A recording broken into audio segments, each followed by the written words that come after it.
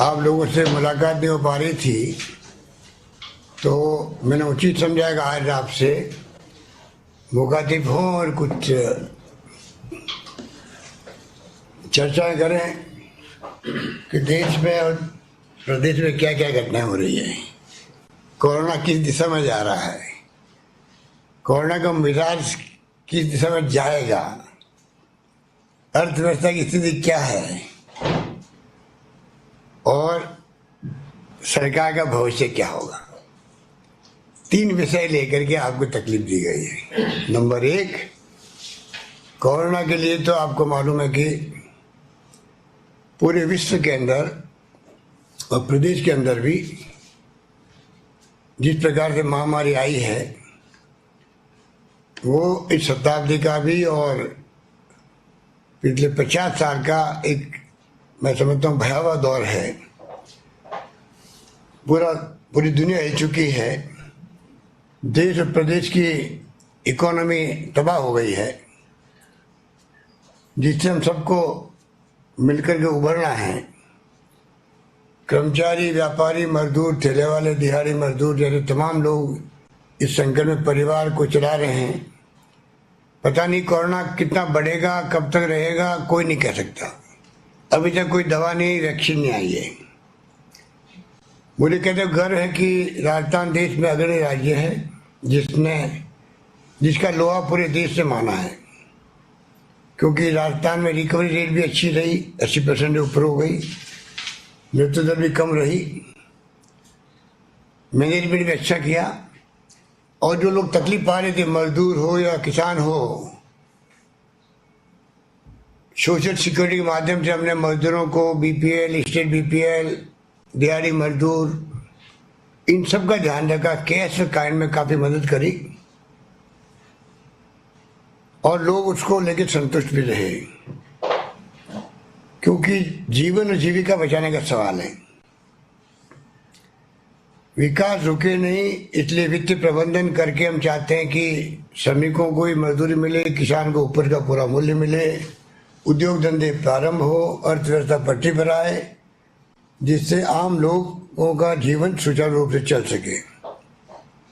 इसके लिए हमने तमाम, आपने देखा होगा, आप गवाह हैं कि 4 महीने लगभग पहले से मैंने तमाम वर्गों को, तमाम पॉलिटिकल पार्टियों को, ये पहला राज्य देश में राजस्थान है जिसने विपक्षी पार्टियों को बुलाया, उनकी सलाह ली, लाइट लगा दो वो। और उसके अलावा जिस रूप में हम लोगों ने धर्म गुरुओं को बुलाया, डॉक्टर्स को बुलाया, एक्टिविस्ट को बुलाया और आम जनता का आह्वान किया, सबने मिलकर के इस लड़ाई को शानदार तरीके से लड़ा है। दानदाताओं ने, भामाशाह ने पूरा साथ दिया। पर आपको मालूम है कि रेवेन्यू 30% पे आ गई है। रेवेन्यू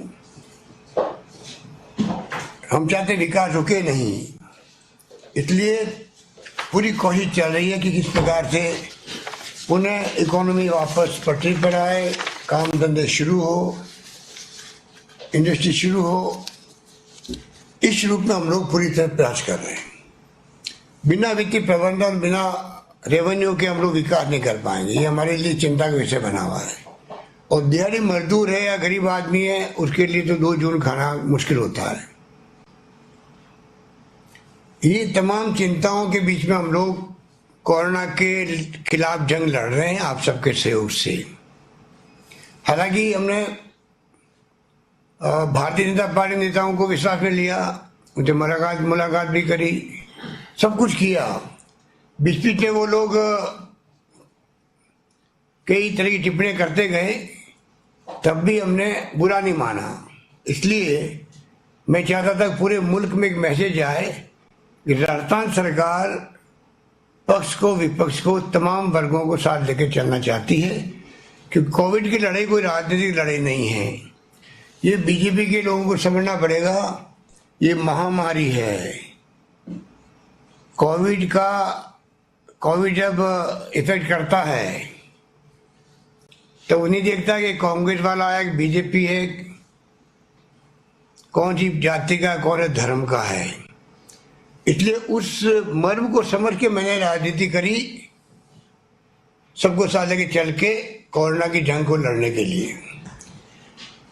दुर्भाग्य है कि इनके समझ में नहीं आ रही है बीजेपी वालों के, वो कोई न कोई आरोप लगाते रहते हैं। तब भी मैंने, आपने देखा होगा राष्ट्रीय मीडिया में मैंने जितने इंटरव्यू दिए या आपको दिए, मैंने कभी नहीं कहा इनके बारे में। मैंने हमेशा कहा नहीं, हम सब साथ मिलके कोरोना की लड़ाई लड़ रहे हैं। परंतु बीजेपी के नेताओं ने तो मानवता और इंसानियत की सारी हदें पार तोड़ दी है। क्योंकि एक तरफ तो हम जीवन और आजीविका बचाने में लगे हुए हैं और दूसरी तरफ ये लोग सरकार गिराने में लगे हुए हैं।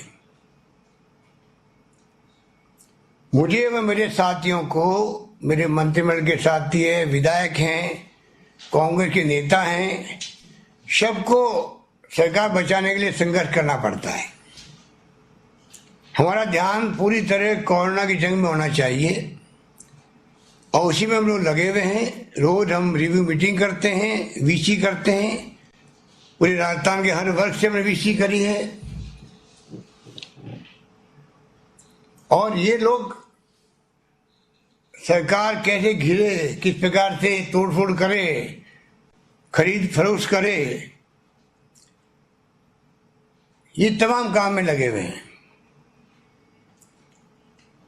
मैंने देखा बीजेपी के नेताओं को, वैसे वाजपेयी जी भी प्राइम मिनिस्टर बने थे तब ऐसी बात नहीं थी।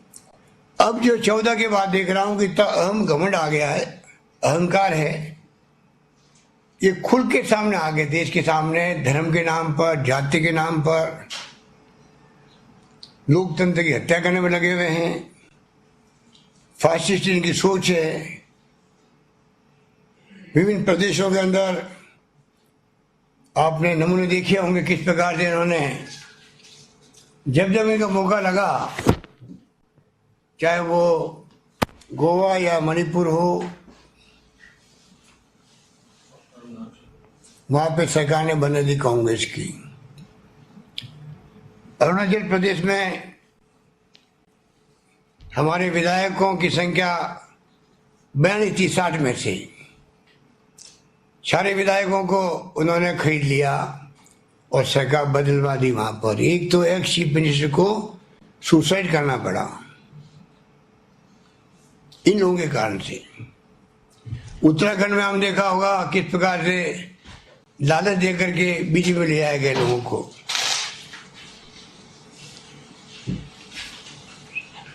और आज वहां उत्तराखंड में जो सरकार है, उन्हें 5 मंत्री जो है वो है जो कांग्रेस से गए वहां पर।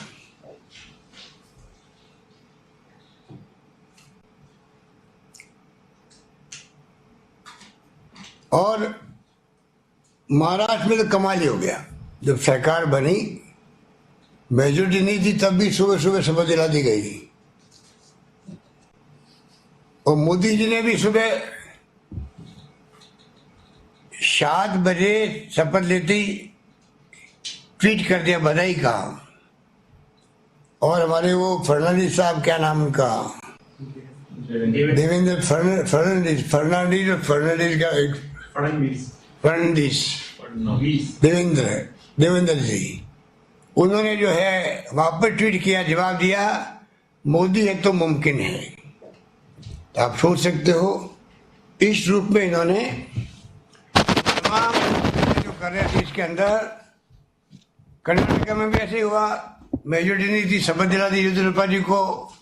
सुप्रीम कोर्ट के आदेश से वापस सरकार को इस्तीफा देना पड़ा, पर चूके नहीं वो लोग। वहां भी वापस खरीद फरोख्त करके सरकार बनाई गई। मध्य प्रदेश में सबको मालूम है किससे कहानी क्या क्या हुए। इनकी सोच दर्शाती है, जो कांग्रेस का 5 साल तक राधा कृष्ण विखे पाटिल नेता प्रतिपक्ष थे, वो 19 के अंदर चुनाव के 2 महीने पहले उनको शामिल करवा दिया बीजेपी के अंदर और मंत्री बना दिया, जो 5 साल विपक्ष का नेता रहा है। मैं उम्मीद करता हूं गुलाब चंद कटारिया की ये सोचनी होगी। वो आरएसएस के काठी नेता है, बीजेपी के बहुत सीनियर नेता हैं और ना उनको लेने वाले हैं। गुलाब चंद कटारिया की तरह के लोगों की कांग्रेस में जगह नहीं है। ये सतीश पूनिया जी हो, राजेंद्र राठौड़ जी हो, ये जिस प्रकार का खेल खेल रहे हैं राजस्थान के अंदर सरकार को गिराने के लिए अपने केंद्रीय नेताओं के इशारे पर, ये तमाम बातें जनता के सामने आ चुकी है, जनता समझ गई है। और किस प्रकार से ये कभी एडवांस में लो 10 करोड़ रुपए, सरकार गिर जाएगी तो फिर आपको देंगे 15 करोड़ रुपए, पता नहीं क्या क्या ये बातें फैला रहे हैं, वादे कर रहे हैं, कोई सोच नहीं सकता। कोई बहुत करीबी है तो कहेंगे कि आपको तो आपके लिए एक्स्ट्रा ध्यान रख लेंगे, इसका मतलब आपको एक्स्ट्रा मदद कर देंगे। तो जिस प्रदेश में आज तक की परंपरा कभी नहीं रही, आज तक की परंपरा में कभी भी मैंने देखा नहीं कि राजस्थान में जो अन्य प्रदेशों में हाउस स्टडी हुई है वैसी हमारे यहाँ कभी नहीं हुई। बीएसपी को हमने किया, जब कभी कमेंट करते हैं लोग कि बीएसपी को आपने मिलाया, तो बीएसपी पूरी मर्द हुई हमारे यहाँ पर, कोई हाउस स्टडी नहीं हुई। कानून कहता 2/3 बहुमत है, किसी पार्टी का अगर वो अलग होना चाहता है तो हो सकता है। तो जिस रूप में इन्होंने जो खेल खेला है और खेल खेल रहे हैं वो सबके सामने है। और इसीलिए एक माहौल ऐसा बनाया गया है राजस्थान के अंदर भी कि जिस प्रकार मध्य प्रदेश के अंदर घटनाएं हुई है उसी प्रकार से राजस्थान में कहीं खेल खेले, क्योंकि राजस्थान भी बचा हुआ रहा, आज तक अच्छी परंपरा रही है, सरकारें बदलती रहती है, कांग्रेस की आ जाए फिर बीजेपी की आ जाए, तो जनता का आदेश शिरोधारी होता है। हमारी दृष्टि के अंदर हमारे यहाँ कभी भी विधायकों ने इस्तीफे नहीं दिए। आप अपने आप को, जैसे बकरा मंडी होती है उस ढंग से बकरा मंडी में जो बकरे बिकते हैं उस ढंग से आप खरीद करके आप राजनीति करना चाहते हो, ये इनकी बेशर्माई की हद है।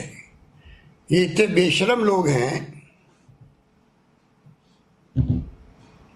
इतने तिकड़मे लोग हैं ये लोग कि गुजरात के अंदर 7 विधायकों को खरीद लिया इन्होंने और 2 सीटें जीत गए, उसी में गर्व महसूस करते हैं।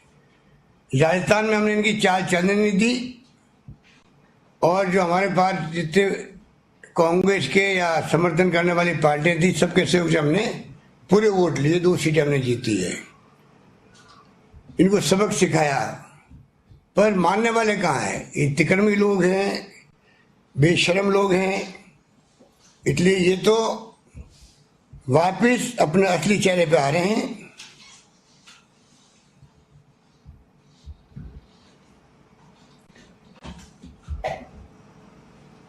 70 साल में कांग्रेस के नेताओं ने इस देश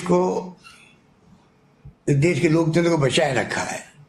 चाहे इंदिरा गांधी चुनाव हार गई हो, 1 सेकंड लगाया, मोरारजी भाई देसाई को सत्ता सौंप दी। राजीव गांधी कामयाब नहीं हो पाए, वीपी सिंह को सत्ता सौंप दी गई। ये लंबा इतिहास बना रहा है देश के अंदर। ये लोग वो हैं जो आज लोकतंत्र को जिस रूप में ये लोग हत्या कर रहे हैं, जिस रूप में डरा रखा, धमका रखा पूरे मुल्क के अंदर लोगों को, बोलने से कतराते हैं, टेलीफोन पे बात नहीं कर पाते हैं, व्हाट्सएप पे बात करते हैं।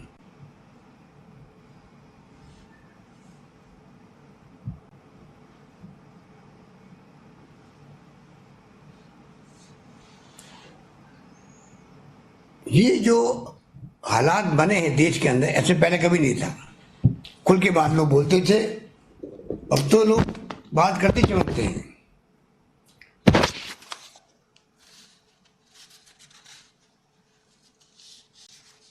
इसी रूप में आज एजेंसियों का मिसयूज कर रहे हैं, सीबीआई, ईडी, इनकम टैक्स।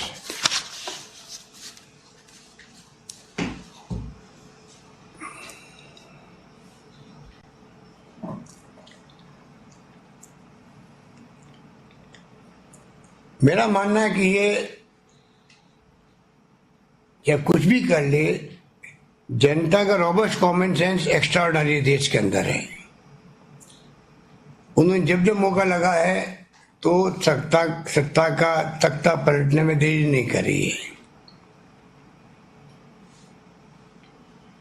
ये गवाह है देश। इंदिरा गांधी जी के बक्से में देख रहा हूं, वो इंदिरा गांधी जी 2.5 साल में वहां पर आंधी चली, वहां पर प्रधानमंत्री बन गई 40 साल पहले।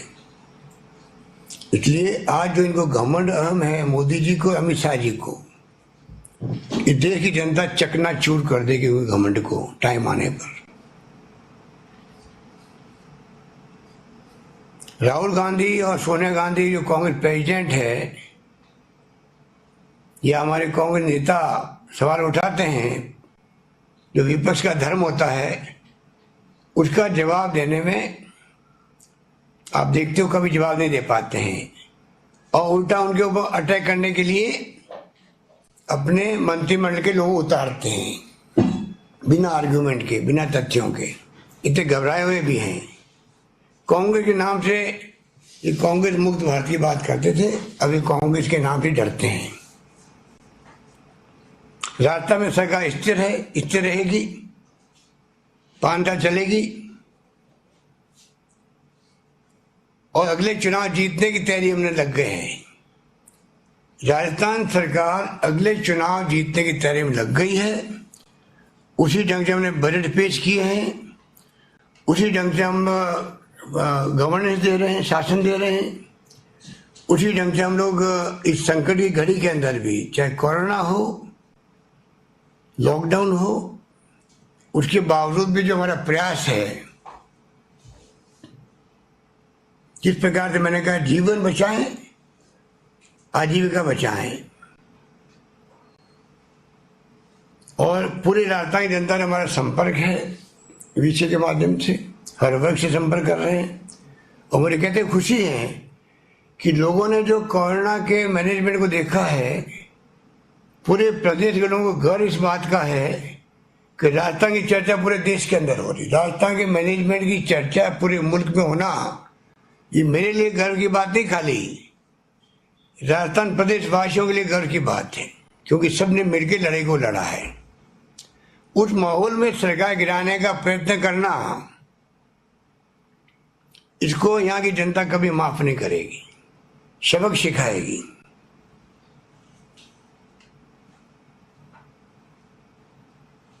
धन्यवाद।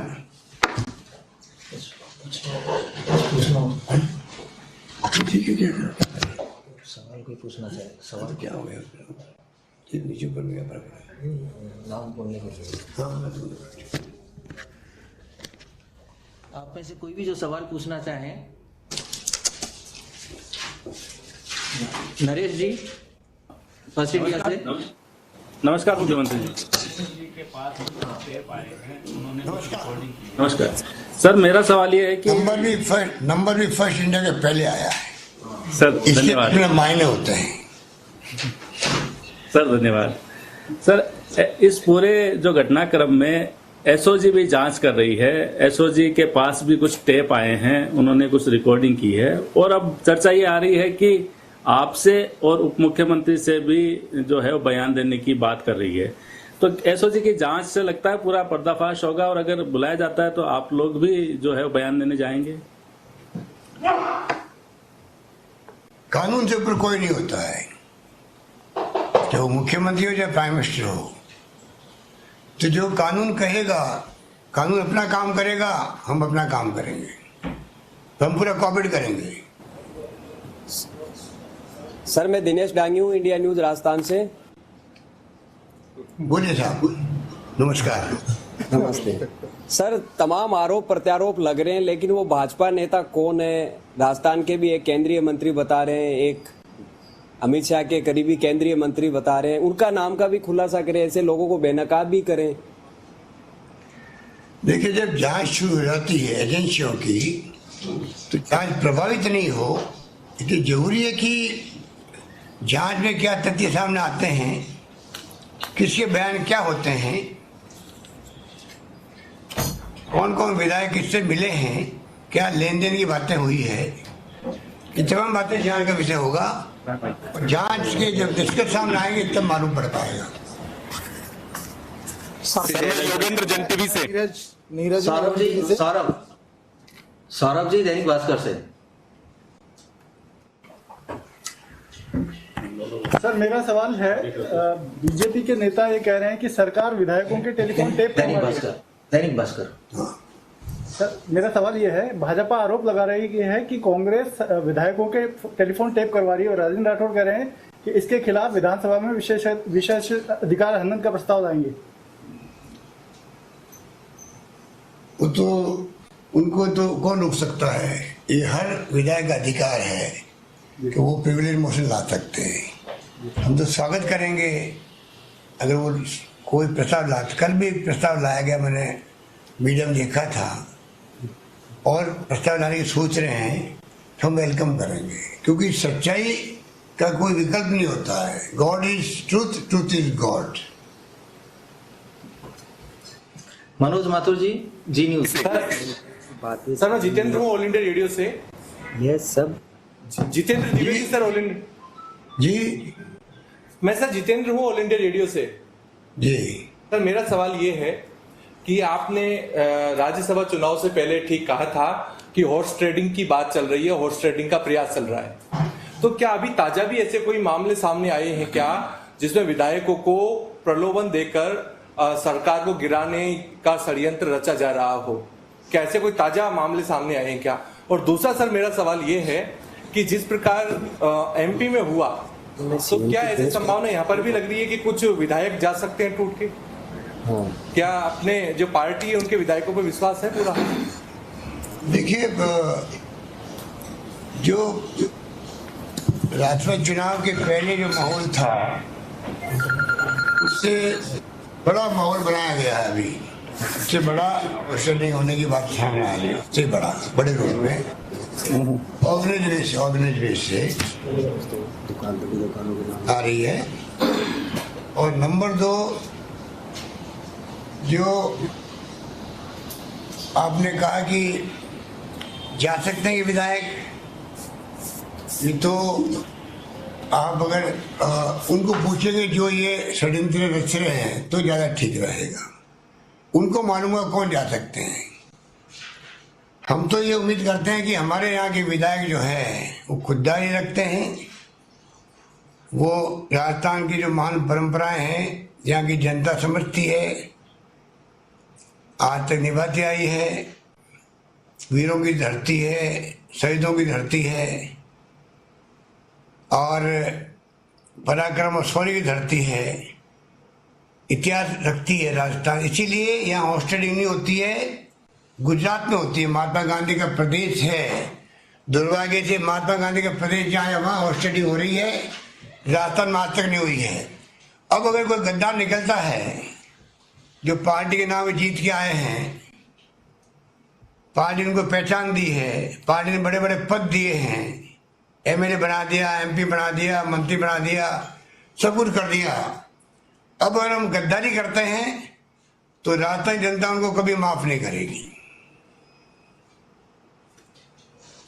मनोज माथुर जी, जी न्यूज से।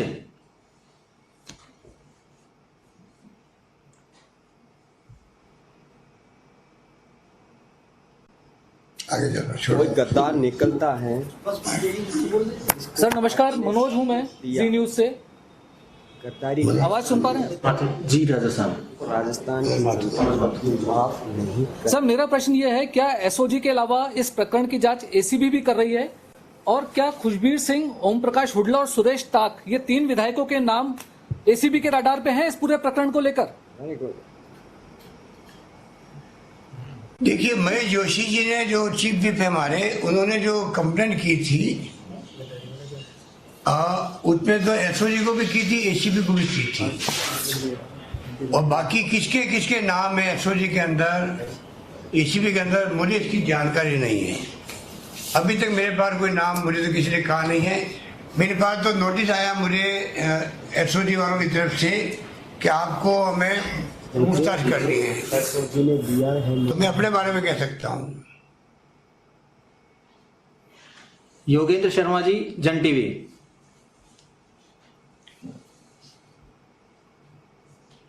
तीन लोगों के नाम लिए हैं और सरकार गिराने की भी जिक्र किया है, तो ये मुख्य किरदार के रूप में आप इनका नाम बता रहे हैं।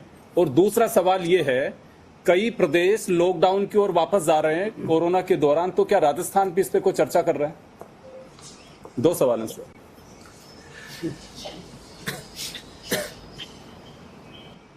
कोरोना की काफी संख्या बढ़ रही है, कोरोना संख्या बढ़ रही है, राजस्थान के अंदर बढ़ रही है। हालांकि इसलिए बढ़ रही है कि हम टेस्ट ज़्यादा कर रहे हैं, हमारी अप्रोच ज़्यादा ठीक है। ज़्यादा जांच करके हम कोरोना पे काबू पाने का प्रयास कर सकते हैं, इसलिए हमारा प्रयास लगातार जारी रहेगा। अब उसके अंदर हम लोग आज शाम को मीटिंग कर रहे हैं, रिव्यू मीटिंग कर रहे हैं, तो पूरी जो मीटिंग बैठती है, फीडबैक मिलता है, उसके आधार पे फैसले हम लोग करते हैं कि हम आगे क्या क्या कदम उठाने चाहिए। तो अभी मैं आपको कुछ नहीं कह सकता, शाम को मीटिंग के बाद ही मालूम पड़ सकता है। आवाज नहीं आ रही है? योगेंद्र जी, आवाज नहीं आ रही आपकी।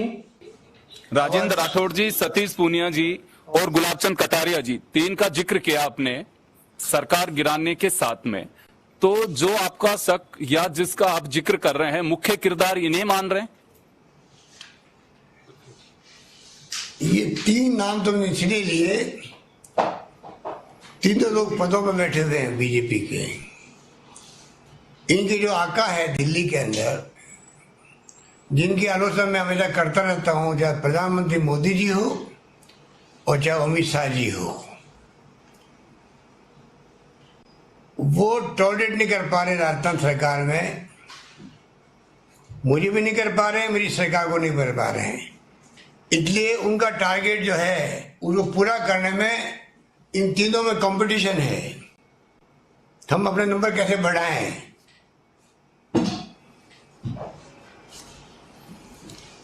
राहुल सिंह जी, डेली न्यूज से।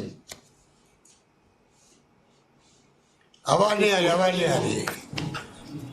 सर, सतीश पूनिया जी का कहना है कि जिन एमएलए के नाम है एफआईआर के अंदर, वो मना कर रही है कि हमें ऐसा कोई फोन नहीं आया, ना कोई प्रलोभन दिया गया। रमीला खुड़िया ने भी इस तरह का कहा है कि मेरे पिता जन्मजात कांग्रेसी थे, मैं भी कांग्रेसी हूँ और मैं इस तरह का काम नहीं कर सकती। तो पूनिया जी का कहना है कि जिन विधायकों के नाम है वो साहब मना कर रहे हैं अपने स्तर पर।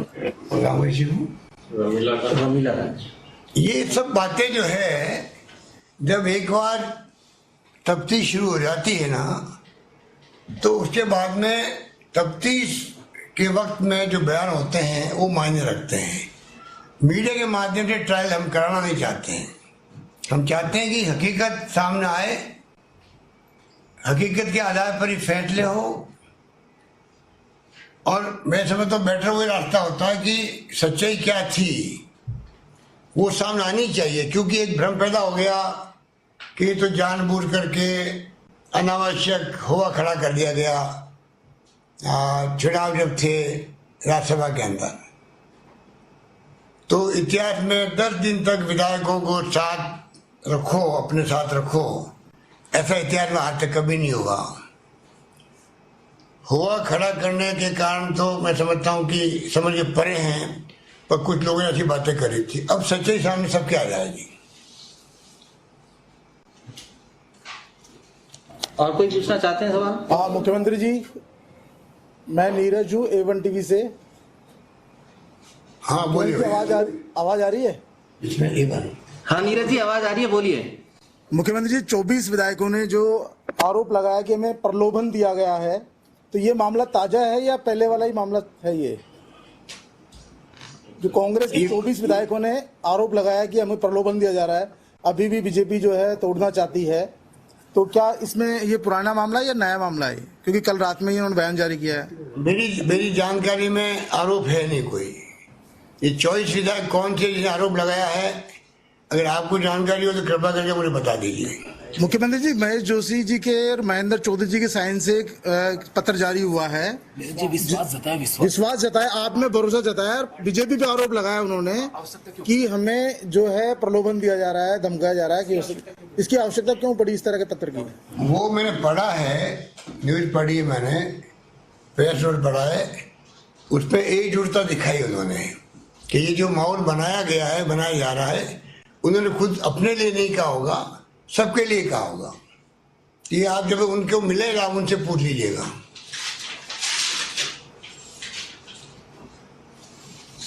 और कोई पूछना चाहता है? सर ये क्वेश्चन पूछना चाहता है, तो बीजेपी वाले ये कह रहे हैं कल ये नाम बोले पहले। पीजे जॉयचैन है टाइम्स ऑफ इंडिया से, पीजे जॉयचैन।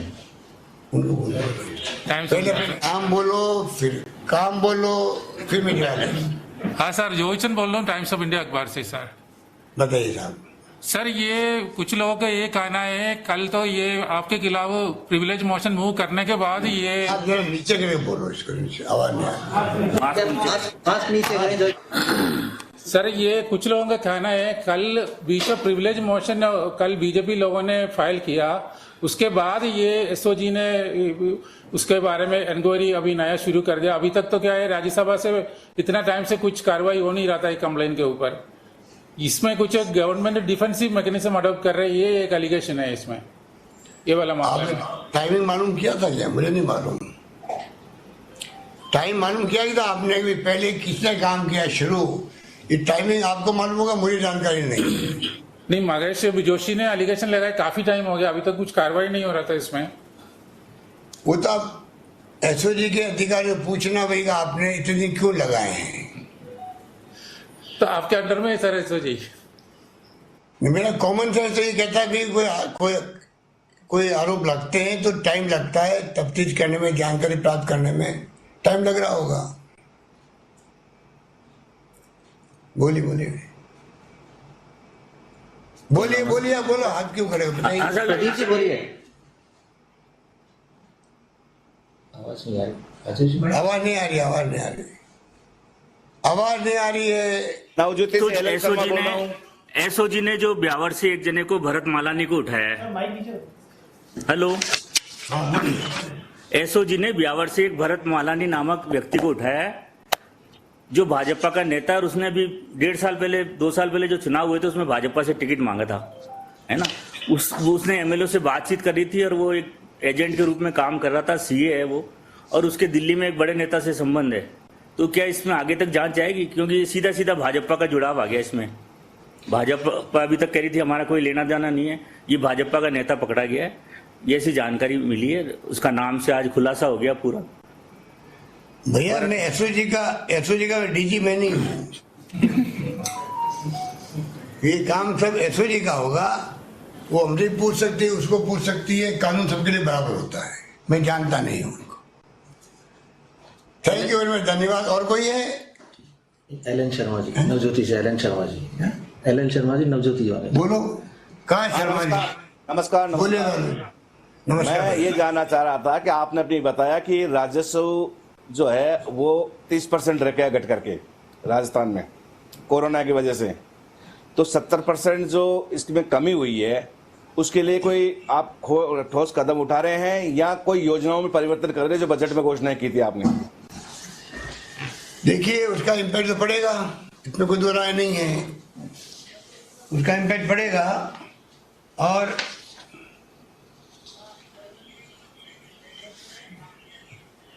और उसी को लेके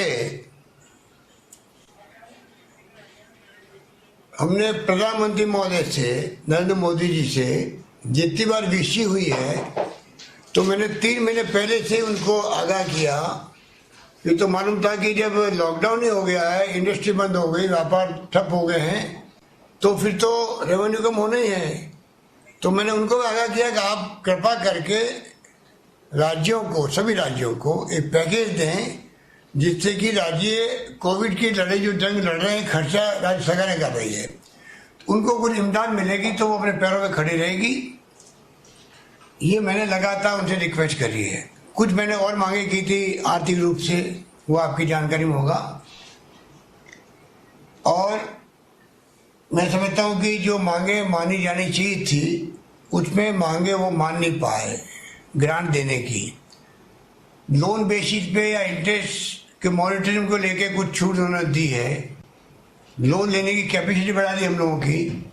कर्जा लेके तो कुछ भी कर लो आप, असली तो जो अगर केंद्र सरकार जिसके बाद आरबीआई भी है, नोट छापने का अधिकार भी है, उनको चाहिए, अभी मैं मांग करना चाहूँगा, उनको चाहिए कि वो इस पे ध्यान दें। तमाम राज्य सरकारों किसी पार्टी की हो, उनको आर्थिक रूप से पैकेज दें जिससे कि वो अपने बजट घोषणाओं को पूरा करने में उनको सहूलियत हो सके। वरना बजट की घोषणाएं जो है पूरी हो नहीं पाएगी, विकास ठप हो जाएगा और जनता को उसका खामियाजा भुगतना पड़ता। हम चाहेंगे जिस प्रकार कोरोना की जंग केंद्र राज्य सरकारें मिलकर लड़ना चाहती है, लड़ रही है, उसी ढंग से हम लोग चाहेंगे कि इस काम के लिए भी हम सब मिलकर लड़ें, कोरोना की जंग जीतें और विकास ठप नहीं हो और जीवन आजीविका दोनों चलती रहे। मेरा दूसरा सवाल कि पिछले कुछ दिनों से कांग्रेस में एक अनुशासनहीनता देखी जा रही है कि आप जो है जवाब मांगते हैं बीजेपी से या दिल्ली के नेताओं से और उनके बजाय जवाब आप ही के पार्टी के लोग दे रहे हैं, ऐसा क्यों है सर? इसलिए कि बीजेपी लीडरशिप इतनी कमजोर होगी, बीजेपी लीडरशिप इतनी कमजोर होगी, वो जवाब नहीं दे पा रहे होंगे तो हमारे कुछ लोग उनकी इमदाद कर रहे होंगे, मदद कर रहे होंगे।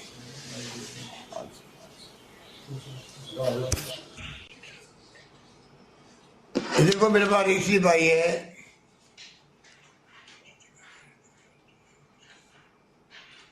कांग्रेस की बात करते हैं, गुटबाजी है। रोज मैं पढ़ता हूँ बीजेपी के स्टेटमेंट और एक साल में अपनी कार्यकारिणी नहीं बनी बीजेपी की। गुटबाजी तो बीजेपी के वसुंधरा गुट, सतीश पूनिया गुट, कटारिया गुट, राजेंद्र राठौड़ गुट, गजेंद्र शेखावत गुट, कैलाश चौधरी गुट, इन सब के चलते कार्यकारिणी तक ही नहीं बन पा रही है और ये बात करते हैं बीजेपी की। बताइए आप। अब मैं ज़्यादा इनमें ध्यान इसलिए नहीं देता हूँ कि अब नए नए बने हैं ये लोग, कोई अध्यक्ष बना है, कोई नेता बना, प्रतिपक्ष, कोई उपनेता बना है, तो ये तो है, ये मैंने आपको कहा कि ये अपने हाईकमान को परफॉर्मेंस के लिए कंपटीशन तो करेंगे ही करेंगे। वसुंधरा जी को इन्होंने अभी थोड़ा, मैं समझता हूँ, पता नहीं उनका आजकल नाम कम आता है। चेहरा तो वसुंधरा जी का होना चाहिए था। जब वो मुख्यमंत्री रही है 2 बार, मुख्यमंत्री किसने बनाया? कांग्रेस ने नहीं बनाया, मुख्यमंत्री बनाया बीजेपी नेताओं ने। और जो 2 बार मुख्यमंत्री रहा है उसका चेहरा तो पब्लिक में रहते ही रहता है, उसका उपयोग आप कर नहीं पा रहे हो और कहते गुटबाजी कांग्रेस में है। लास्ट में सुशांत पारिक जी टीवी जी न्यूज वो हाथ उठा रहे हैं। बोलिए आप। सर नमस्कार। सर मेरा सवाल ये था कि एफआईआर में 13 जून की रिकॉर्डिंग का हवाला है सर। एफआईआर जो दर्ज हुई है, एसओजी ने दर्ज की है, उसमें 13 जून की रिकॉर्डिंग का हवाला है। आपने 11 जून को ही इस बारे में मीडिया को बताया था, तो आपके पास इससे पहले से ही इनपुट था सर इस तरह की जो चल रही है खरीद फरोख्त? मैंने तो कोई बात की नहीं, मुझे पता ही नहीं। तो एक बाइट आपने दी थी सर होटल शिवविलास के बाहर रात को, जो एक बाइट आपकी हुई, हाँ, इसमें आपने कहा था कि कोशिशें हो रही हैं खरीद फरोख्त करने की, इस तरह की सूचनाएं हमारे पास आई हैं। तो मेरे पास तो सूचनाओं के कई स्रोत हैं। जी सर। जो मुख्यमंत्री होता है उसके बाद में तो कई तरह के सोर्स होते हैं। जिस स्रोत की आप बात कर रहे हो वो एसओजी वाले बता सकते हैं आपको, वो तो मैं नहीं बता सकता कब से उनके पास सूचना आई, क्या हुआ। खरसा जी बोलेंगे आप? सर मैं शरद आज तक से पूछना चाहता था। आप तो रोज पूछते हो। नमस्ते। आपको मैं रोज सुनता हूँ। ये आपने बीजेपी के बहुत सारे गुट के नाम बताए, तो कांग्रेस में गुट नीचे कर लीजिए। आपने बीजेपी के बहुत सारे गुट के नाम बताए, कांग्रेस में भी गुट है, गहलोत गुट और सचिन पायलट गुट कहा जाता है, तो क्या इस वजह से ये सारी समस्याएं पैदा हो रही है? क्योंकि एफआईआर में जो बातचीत हो रही है बीजेपी के नेता के हवाले से कहा गया है कि उप मुख्यमंत्री मुख्यमंत्री बनना चाहते हैं, तो इस तरह की चीजें कांग्रेस के अंदर भी चल रही हैं क्या? मुख्यमंत्री कौन नहीं बनना चाहता? कौन नहीं बनना चाहता है? हमारे यहाँ 5-7 लोग होंगे जो मुख्यमंत्री के दावेदार भी होंगे, उनमें योग्यता भी होगी, उनमें टैलेंट भी होगा, होता है तो मुख्यमंत्री एक ही बन सकता है ना।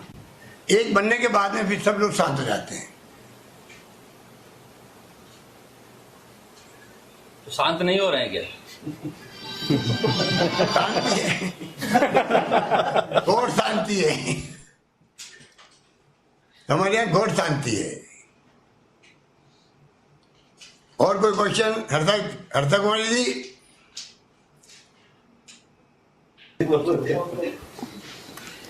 मेरा ये ज्यादातर ये कोरोना से एक्चुअली जुड़ा हुआ था। नीचे नमस्कार, मेरा ज्यादातर कोरोना से जुड़ा हुआ सवाल था कि जो इंडस्ट्री के लिए अब आपका फोकस नेक्स्ट है, इंडस्ट्री को वापस पटरी पे लाना, उद्योग को, तो उसमें कुछ विशेष कोई पॉलिसी आप सोच रहे हैं या किस दिशा में जाना है? हमने कमेटी बनाई चीफ सेक्रेटरी अध्यक्षता में, 2 मीटिंग हो चुकी है। हम चाहेंगे कि क्या क्या स्टेप उठाएं स्टेट गवर्नमेंट, जिससे कि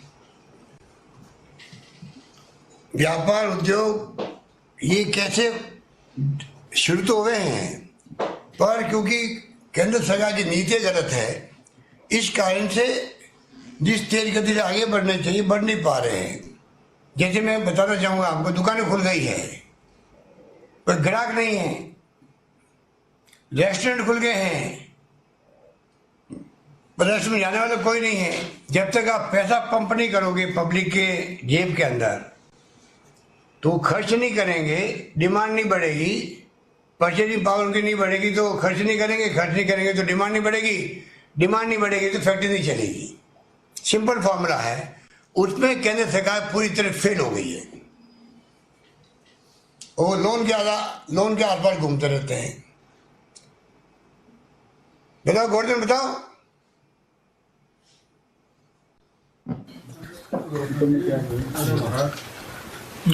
सर, इससे जुड़ा हुआ सवाल है, इकोनॉमी से जुड़ा हुआ सवाल है। ये कोरोना को लेकर के लगातार स्थितियां खराब होती जा रही हैं इकोनॉमी के मंच पर। केंद्र सरकार से भी आपने लगातार मांग की है, आगे किस तरह से इसको पटरी पर लाया जा सके, कोई ठोस कार्य योजना सरकार ने बनाई है इसको लेकर के? क्योंकि आपने टास्क फोर्स इसलिए बनाई थी। ये तो मैंने भी कहा है, बनाने की प्रक्रिया चल रही है। पहले भी जो हमने घोषणा की थी कोरोना आने के पहले रिप्स की, उसके माध्यम से पूरे कंट्री में वेलकम हुआ है राजस्थान का, क्योंकि उन्होंने बहुत अच्छा पैकेज दिया है डिस्ट्रिक्ट को बूस्ट करने के लिए, नंबर 1। नंबर 2, MSME को लेके जो अध्यादेश जारी किया हम लोगों ने, 3 साल तक सरकार के पास आने की जरूरत नहीं है, सारे नियम कायदे आप अपने पास रखो, अपना काम शुरू कर दो। उसका वेलकम पूरे देश के अंदर हुआ है।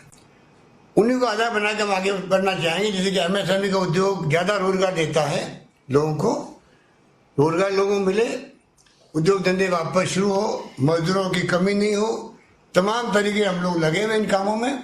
हम चाहेंगे कि राजस्थान में रेवेन्यू आगे बढ़े, वित्तीय प्रबंधन शानदार हो, और राजस्थान विकास के मामले में पिछड़ नहीं जाए कहीं, ये चिंता का विषय हमारे लिए है। और कोई?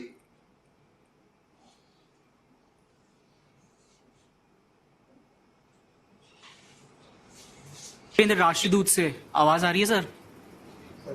कौन भाई? यादवेंद्र राष्ट्रदूत से सर। बोलिए बोलिए, आप कहाँ बैठे हैं? सर मैं CR2 में। राजदूत को सबसे आगे बैठना चाहिए था। धन्यवाद सर। सर मैं मेरा सवाल ये है कि कल जो SOG की जो स्टेटमेंट आई उसमें उन्होंने कहा कि उन्होंने अपना विस्तार करा है इन्वेस्टिगेशन में, कुछ लोगों की टैपिंग ज़्यादा करी है, और वो काफ़ी लेट आई थोड़ी खबर कि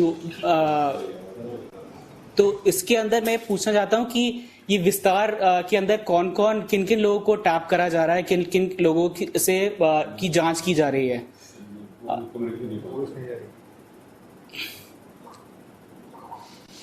दूसरी बात, मेरा दूसरा सवाल, क्वेश्चन कृपा करके मुझे वो पूछें जो मुझे जवाब देने हैं उनके, जो जवाब एसओजी को देने हैं, ईसी को देने हैं। आप मीडिया के लोग हैं, आप सीधा उनसे बात भी कर सकते हो, आपका अधिकार बात करने का उनको है और उनको जवाब देना बनता है, ये मेरा मानना है।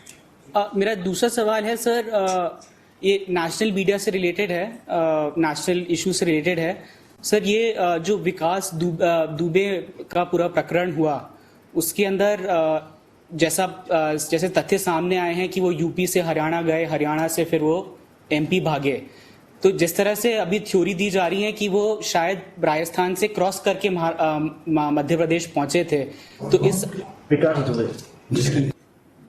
तो इस मामले में कोई जांच हो रही है यहाँ पे कि वो क्या यहाँ से गए थे या किसी और रूट से गए थे?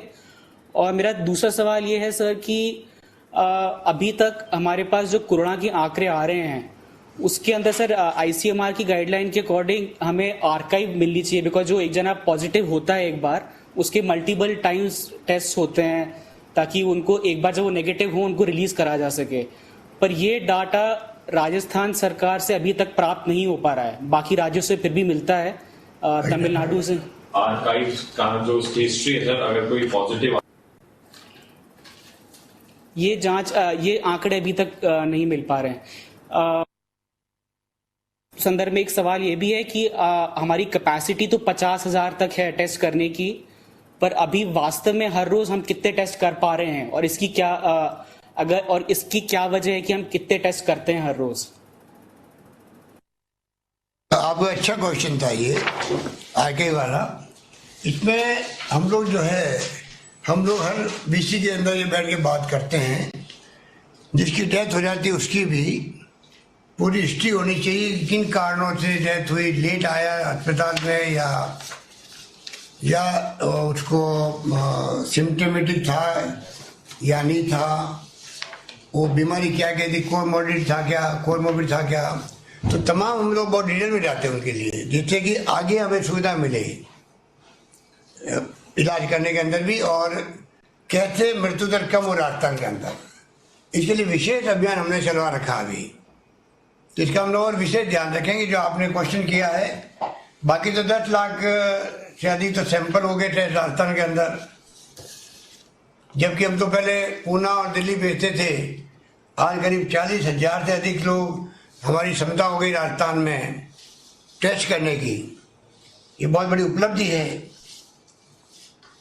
और बाकी भी पैरामीटर हमारे जो है आप देख लिए, पर मिलियन टेस्ट जो है राजस्थान में 12,600 हो रहे हैं, जबकि नेशनल लेवल पर 8,000 हो रहे हैं। पॉजिटिव भी हमारे यहाँ 2.3% है, जबकि देश के अंदर 7.45% है। डबल रेट होने की 28 दिन में डबल होते हैं हमारे यहाँ पर, देश के अंदर 20 दिन में हो रहे हैं। तो इस प्रकार से हर सेक्टर में, और हमारी जो रिकवरी रेट है वो तो मैंने कहा आपको कि वो थोड़ी बहुत आगे पीछे होती रहती है, कभी 80%, कभी 75%, पर हमारी अच्छी रेट है, जबकि नेशनल लेवल पे 62% है। इस प्रकार से चारों ओर हम देखें मृत्यु दर हमारे यहाँ 2.14% है, जबकि नेशनल लेवल 2.73% है। प्रवासी जो आए थे वो हमारे यहाँ करीब 5,800 लोग आ गए, उसके कारण बढ़ गए थे आंकड़े। बाई एंड लार्ज हमारे यहाँ पर जो पैरामीटर वो ठीक है, फिर भी मैं चाहूँगा कि और अच्छे ठीक हो। हमारा प्रयास है, लगातार इम्प्रूवमेंट होते ही रहना चाहिए। सर मैं अजीत हूँ, ईटीवी भारत से। बोलिए सर। एक तो महेंद्रजीत मालवीय जैसे सीनियर नेताओं का नाम जो है एसओजी की रिपोर्ट में आया है, तो क्या आपके कुछ सीनियर नेताओं के भी नाम इस तरीके से आपके सामने भी आए हैं? दूसरा सर, कैबिनेट विस्तार को लेकर लगातार चर्चाएं चल रही है प्रदेश में, क्या कुछ ऐसा होने जा रहा है? देखिए, मालवीय जी हमारे बहुत सीनियर नेता हैं, उनका नाम किस संदर्भ में आया मैं नहीं कह सकता। कोई उनके ऊपर आरोप लगे नहीं, कोई आरोप लगे नहीं उनके ऊपर तो कोई। और अब आप भी बताइए, बीजेपी वाले जो है ये तो कुछ भी कर सकते हैं ना, ये तो एसओजी पे, ये बीजेपी की सरकार, मैंने कहा सीबीआई इनकम टैक्स, ईडी उस रूप में काम करते, दबाव देके काम करते। वो एजेंसी पूरी तरह से एनडीए गवर्नमेंट की कहलाती है। हमारे एसओजी हो चाहे एसीबी हो, आपने देखा होगा अभी तक का जो 1.5 साल ज्यादा हो गए हम लोगों को भी कोई केस में हमने इंटरव्यू नहीं किया है। और कोई बोलिए सर, मंत्रिमंडल विस्तार की बात रही। मंत्रिमंडल का विस्तार कब होगा ये डिपेंड करता है हाईकमांड पर। सर, एक है आयुर्वेद को लेके, कोरोना अभी लंबा रहेगा और किस तरह से आप देखते हैं कि युद्ध स्तर पे इस पे काम हो सकता है इम्यूनिटी बढ़ाने के संदर्भ में? दीपक मेहता हूं मैं, माणक जलतद्वीप से। तो आयुर्वेद को लेके सवाल है सर, कोरोना के लिए कि किस तरह से इम्यूनिटी बढ़ाने के ऊपर राज्य सरकार काम कर रही है। तो आपका जलतद्वीप का जो फॉर्मूला है काढ़ा बनाने का, उसको हम लोगों ने सबको उपयोग करने के लिए कह दिया है। काढ़े से अच्छे रिजल्ट आ रहे हैं सर, काफी हमने भी वहां दिए हैं। मगर बात सुनिए, ऐसा है कि बाबा रामदेव जी ने भी काफी कुछ एक्सपेरिमेंट किए थे। जब तक आईसीएमआर नहीं कहेगी देश के लोगों को ऑफिशियली, तब तक ऑफिशियली कोई भी दावा नहीं कर सकता और कोई भी उसको यूज करने के लिए ऑफिशियली नहीं कह सकता है। देसी दवाइयां हैं आपकी काढ़ा वाली, कोई मना नहीं कर सकता है। वो तो कोई लोग घरों में लेते ही लेते हैं। हमारी बहुत सुझाव, आपका अच्छा सुझाव है। और बहुत बहुत धन्यवाद, आप सबका धन्यवाद।